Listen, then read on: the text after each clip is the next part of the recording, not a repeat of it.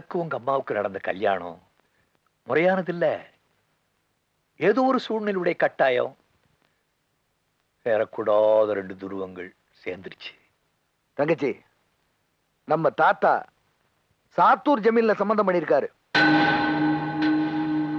நம்ம அப்பா கண்டமனூர் ஜமீன்ல சம்பந்தம் பண்ணிருக்காரு. நான் கடத்தூர் சமஸ்தானத்துல பொண்ணு எடுத்திருக்கேன்.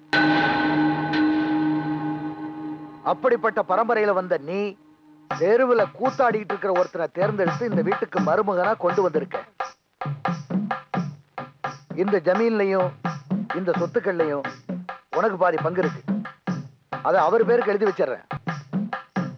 இந்த ஊருக்குள்ள எனக்கு கொடுக்குற மரியாதையும் கௌரவத்தையும் அவருக்கும் கொடுக்க சொல்றேன். இதையெல்லாம் நான் செய்யணும்னா உன் புருஷன் ஒரே ஒரு காரியத்தை விட்டு கொடுக்கணும். இனிமே தெருவுல போய் கூத்தாடக்கூடாது. எனக்காக அவங்க அந்தஸ்து ஆடம்பரம் எல்லாத்தையும் விட்டு கொடுத்தாங்க. சொந்தம் பந்தம் எல்லாத்தையும் தூக்கி எறிஞ்சிட்டு என் கூட குடிசையில வந்து கஷ்டப்பட்டாங்க. இதையெல்லாம் பார்த்து அவங்க பணக்கார வாழ்க்கை அடியோடு அறுத்தறிஞ்சிட்டாங்கன்னு நம்பி நான் அவங்க மேல என் உசையே வச்சிருந்தேன்.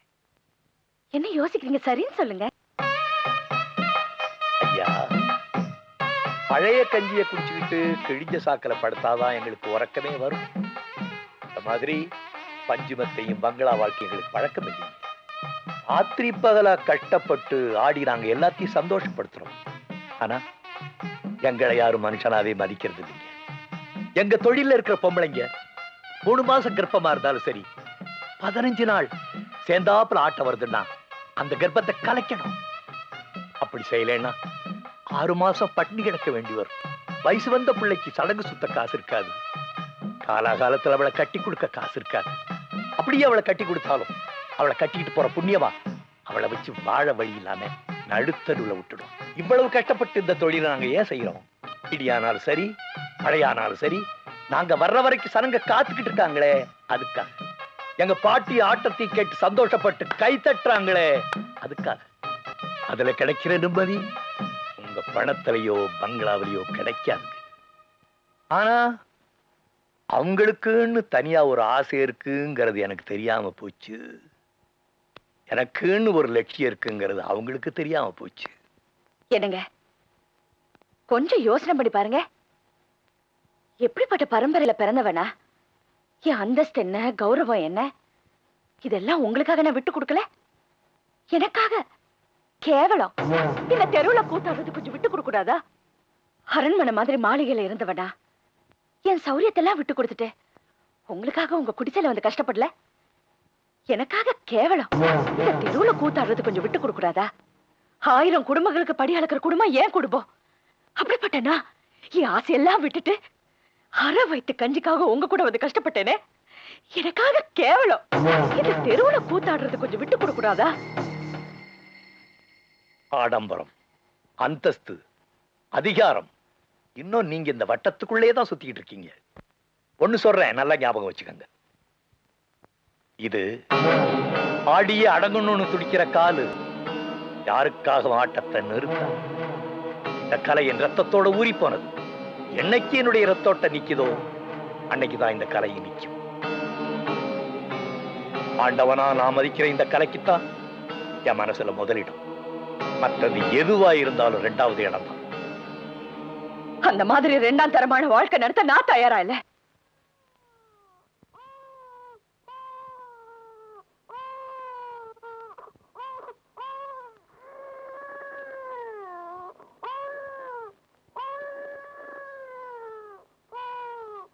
அவங்க பிடிவாதத்தினால நீங்க பிறந்த செய்தியை கூட அவங்க எனக்கு சொல்லி அனுப்பல.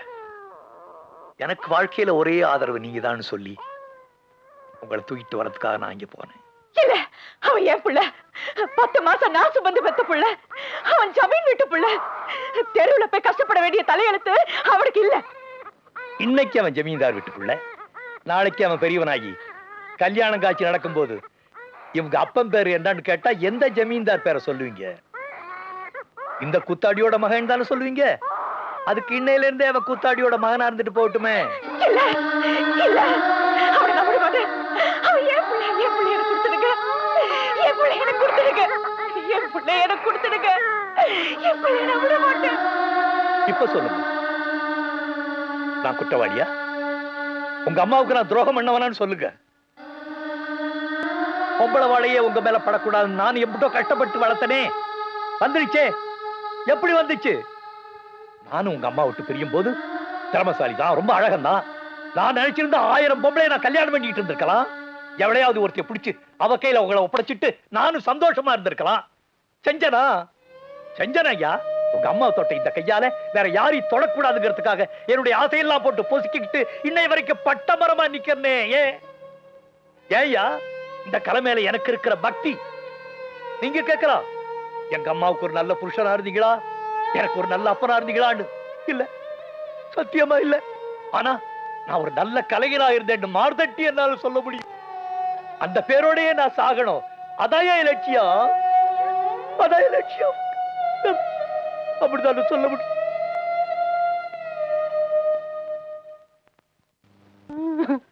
ஏய், ஏன் மூசு மூசு அழுகிற? உனக்கு சோறு போடலையா, துணி எடுத்து கொடுக்கலையா, வீடு வாசல் இல்லையா? அதெல்லாம் இல்லைன்னா கூட பரவாயில்லையே, நீ அங்கேயே ஓடி ஓடி போயிருக்க. என் வீட்டுக்கு வாங்க. எவ்வளவு என்ன இது இளவோடு மாற 2 பேரும் அழுதுட்டு இருக்கீங்க? என்ன விஷயம்? வீட்டுல பிரச்சனைப்பா. பிரச்சனை இல்லாமையா இருக்கேன். பிரச்சனை என்னன்னு சொல்லுப்பா, அப்பதானே நான் பூந்து விளையாட முடியும். இல்லப்பா, இவன் வீட்டுக்கு வந்து 1 மாசம் ஆச்சு. ஓகே, இன்னைக்கு தேதி 30. அடுத்த மாசம் அவ மாசம். அவளோட சேர்ந்து நான் ஆனந்தம் போல வேணாமா? அது கழுகுற. 1 மாசம் பூரா இங்க, அடுத்த மாசம் பூரா இங்க, ஷிஃப்ட் முறையில வாழ்ந்துட்டு இருக்கேன். நீ சொல்லவே இல்லையே. இதனாலதான் பிரச்சனை வந்துருக்கா? நான் எதுக்கு இருக்கேன்? நான் எதுக்கு மாச பிரச்சனை தீர்த்துருங்க. இந்த மாசம் 31 தேதியாச்சே. என்னது? நாளைக்கு தானே மாசமே முடியுது. கணக்குப்படி அவன் நாளைக்கு தான் அங்க போகணும். ஐயோ, அது எனக்கு தெரியாம போச்சு. இப்ப தெரிஞ்சிருச்சுல, விடாத. அட, இப்படி வாயிலே சட்டை போட்டா எப்ப முடியாது? வீட்டுல 60 இல்லையே. கேட்காதீங்க, சொன்னா கேளுங்க.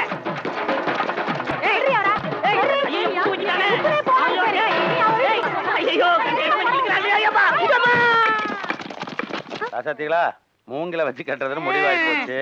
அதுக்காக புருஷனை நான் தான் கவனிப்பேன், நீ தான் கவனிப்பேன். காலை பிச்சு பிச்சு எடுத்துக்கூடாது, காலை பங்கிக்கணும். சிரிச்சே, நீ இந்த காலை மட்டும் தான் கவனிக்கணும். பெருசே, நீ இந்த காலை மட்டும் தான் கவனிக்கணும். ஆனா யார் கவனிக்கிற கால் சீக்கிரம் குணமாகுதோ அவதான் பத்தினி. அவ மேலதான் தம்பிக்கு பிரியம் வரும். ஏண்டா ராசா? பிரியம் இல்ல. ஏண்டா ராசா? ஏண்டா எயிட்ஸ் வந்த மாதிரி கத்துற?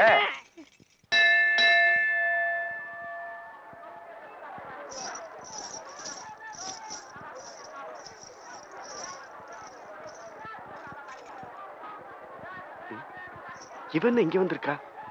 ஆட தெரியாம எல்லாரும் முன்னாடி மானத்தை வாங்க போறா. அவ ஒண்ணும் தெரியாம வரல, நல்லா ஆட தெரிஞ்சுக்கிட்டு தான் வந்திருக்கா. நான் தான் கத்து கொடுத்தேன். போச்சுடா, இதை வரை அவளை கத்து கொடுத்துட்டியா? ஏற்கனவே அவளை பிடிக்க முடியாது, இன்னும் அவ்வளவுதான். பாப்போம், நீ போ, அவளை நான் சமாளிக்கிறேன்.